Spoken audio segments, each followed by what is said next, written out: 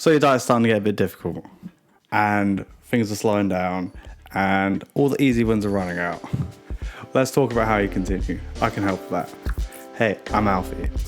So for the people new around here, the way we're approaching our diets and the way we're approaching weight loss is we have some muscle building, we've got some approach to cardio, but so far we've not really touched it. We just do cardio every day for a minimum of 5, 10, 15 minutes. That's up to you, but some short amount of time to get used to things. And if you're new around here, I'd recommend taking a few weeks to get used to those habits and to learn about muscle building. I've been talking about building muscle as if it's easy or simple, but I realized that it's quite intimidating, especially when I'm recommending the gym.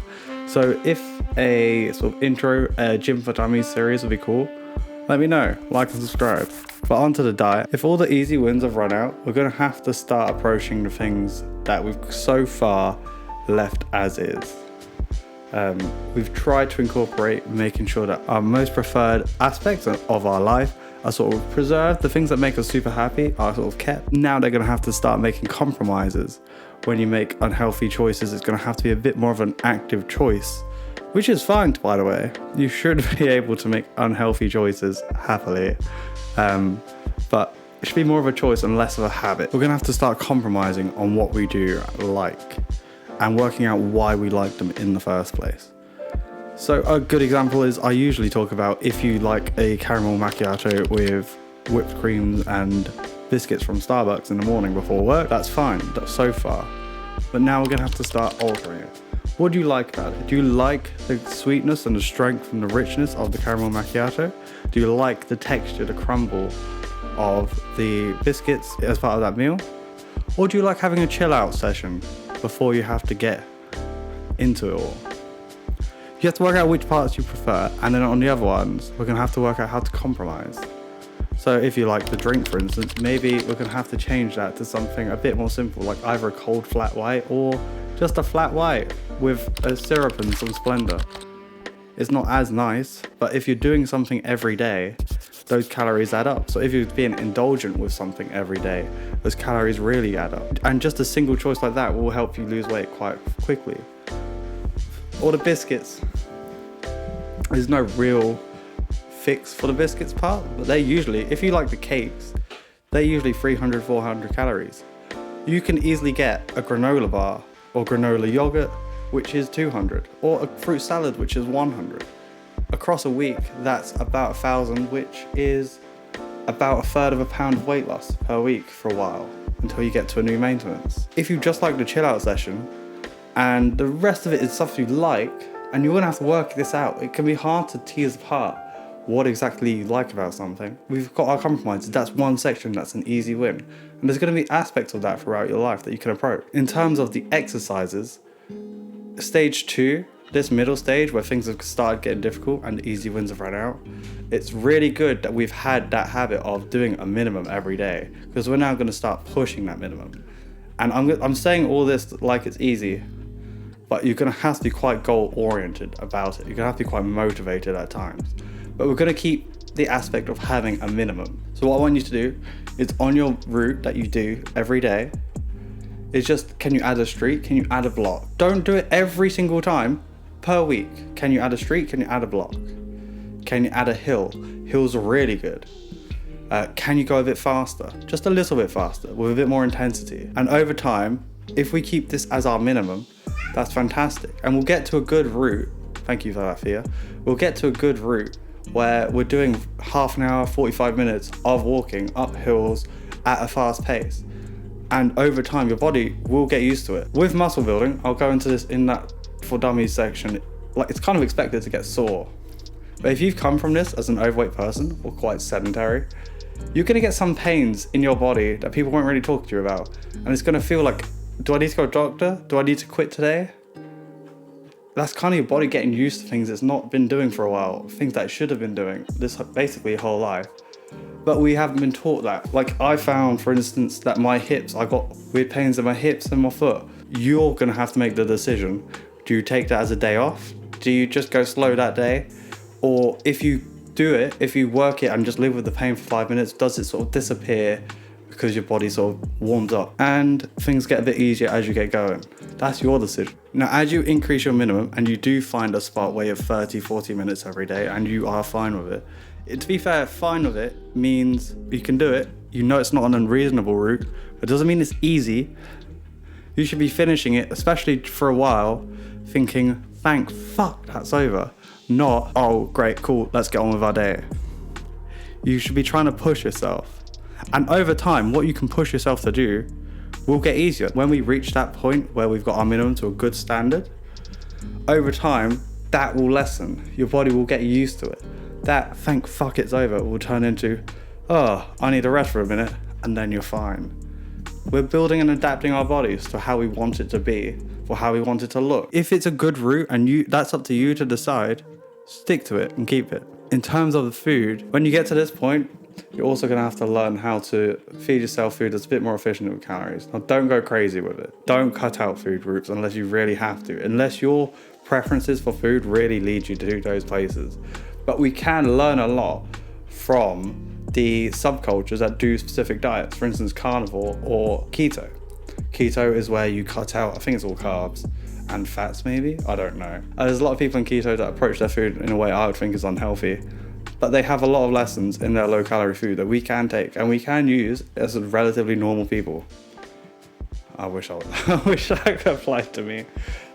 So for instance, 0% fat or low fat yogurts, high protein, low calories. It's a good option to be using.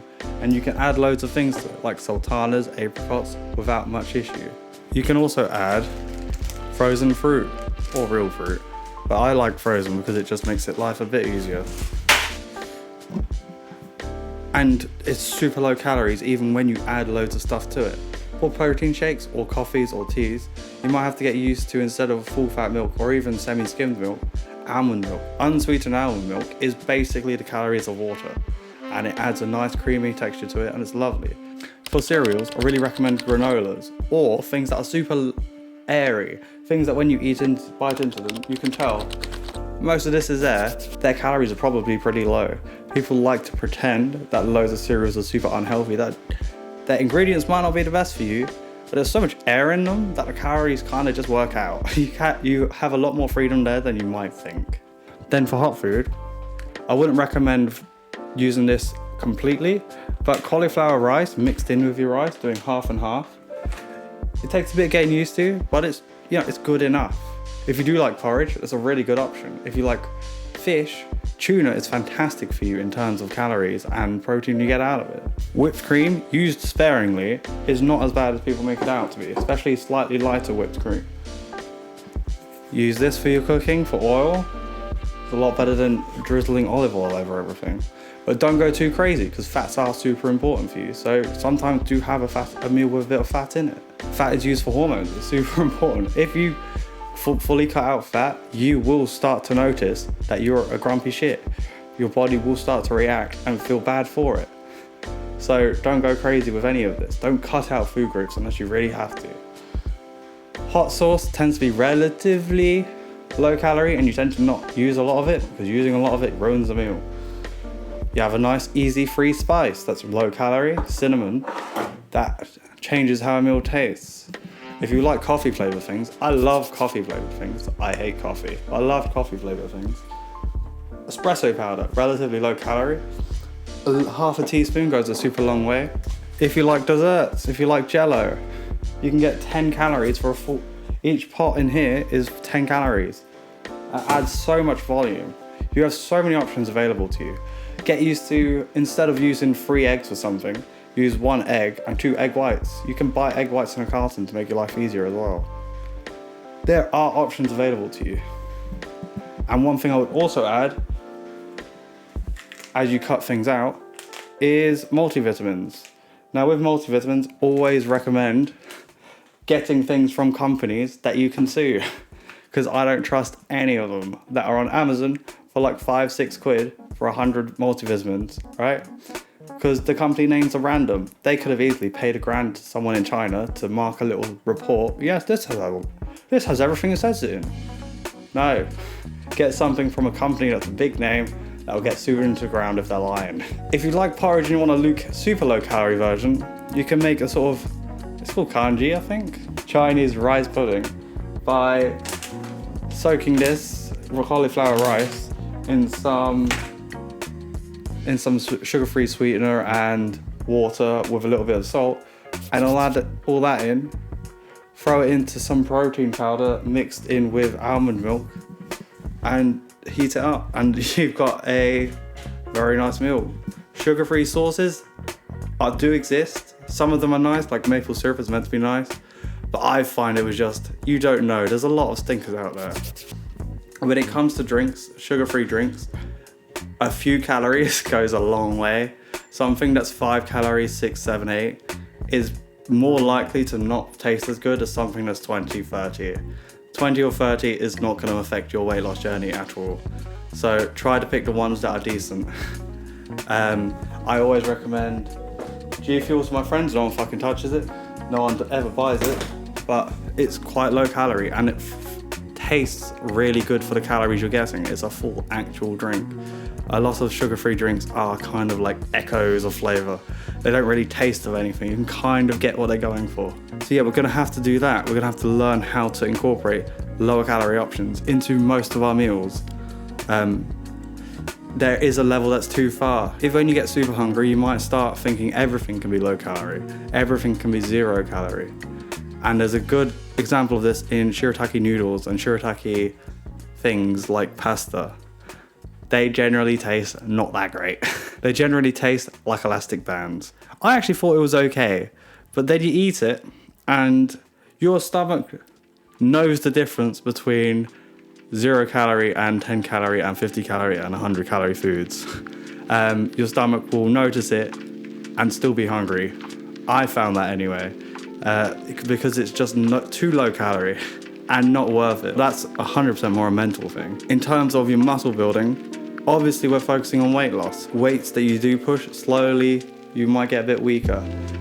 Try to incorporate protein powders and protein shakes and protein foods. In a way, it's kind of impossible not to with low calorie cooking, to be honest with you.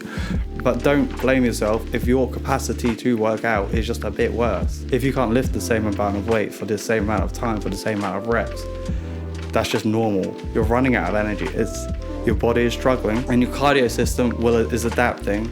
So just forgive yourself when you can't quite do what you want to be able to do. Your body is in a deficit, which means it's not got as much energy as it wants to have. That's what we're doing intentionally and in a healthy way, in a mentally healthy way too, but that does mean that is negatives to that. Those pieces of advice, or compromise on what you actually want and incorporate low calorie foods and being a bit more conscious about what you do with things will get you far. You might have to approach things that you're doing negatively as well. So if you're grazing on foods like chocolate bars or whatever, a really good example is sucking sweets like Werther's Originals. You can get sugar-free versions that are even lower calories.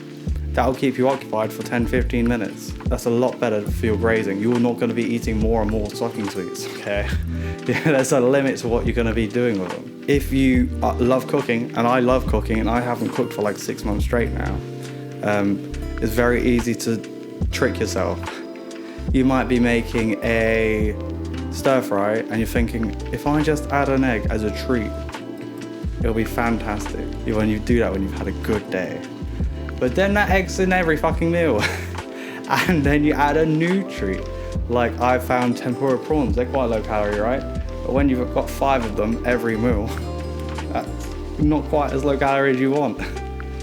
It's very easy to use impulse and reward systems to try and eat your way out of your deficit. And you've got to try and temper that down and be a bit more conscious about what you're doing and where you're fucking up and how to work around the fuck up. Don't blame yourself when you do, but is there something you need to do to work around it so you don't do it as much? Another example is takeaway. It's very easy to get onto the apps or into the restaurant and you've got 100 choices and you're like, yeah, I'll get the thing I came in for, but I am in my heart a fat fuck. So I will also get this and that and that and that, and you've ordered a family-sized meal when you're meant to be dieting. Stop it. Go in there with a set that includes some and that and that and that's, Go in there with a set of what you're going to order and be okay with it. Don't be too restrictive with it, because if you're ordering takeaway, chances are it's something that you want to do. If you're ordering it with any regularity, it's probably something important to you and your diet and your reward systems. So don't go crazy with it. Accept that some of your calories might be from sides that are a bit indulgent. Keep yourself happy with it so that you can approach it healthier. And you don't quit. You can always quit. That's the annoying thing. And speaking of that, I've given you a lot of information here. And your exercise, your cardio, your muscles, they require adaptation. They require your body to build the systems that you use. So don't be afraid to worry less about weight loss for a week, a month, or 2, or 3 or 4. It's up to you. What I'm saying is, if you maintain at your current weight, or roughly around that, maybe even take a little bit of the pedal off the weight loss at all and gain a little, so your body has the nutrition to do the adaptations. Keep the exercise up so that you can push yourself harder, so that you can output more calories, so that when you approach this again more intensely, you have more capability to get to where you want to go. That's fine. Life is not that short generally. I fucking hope so, at least, right? If you need to take 6 months off so that you can get to your goal without killing yourself, without overdoing it, then do so. That's fine. You can always return to this at a later date. Now, stage 3, that's what we call it around here, is where you are incorporating a lot more low-calorie foods than you kind of want to be, and you're starting to physically feel the effects of having what is essentially a very deficient diet. You've got all the easy wins and some that are hard, and you've kind of done the most you can do. You might be starting to get depressed, you might be starting to get anxious, you might be starting to feel less hunger and more starvation. That's when stage 3 comes in, where we ride that out as best we can, but understand we've hit our wall. At least for now, and there's probably a time very soon that you're gonna have to do the exit ramp. So in my next video in this series, I'm gonna talk about how to approach going that little bit further for stage 3, the things you're gonna see, the things you're gonna have to worry about, and also how to approach an exit ramp and know when it's time to quit. Because you've done really well. All of this, if you've done any of this, you've done really well. You've learned loads of tools that you can use in your life to approach this whenever you want, not just today and this month. Stage 3, that is a point where things will have to stop. And that is very difficult to accept, that you have done it. There's no fireworks usually, unless you make them yourself. There's no big celebration or party. You've kind of got there and there's no mark that you've reached your goal. Anyway, if you liked what I said, like and subscribe. If you have any suggestions for videos or things you want me to cover, including that Gym for Dummies sort of series, let me know in the comments. And for that, I'll see you next time. I'm out.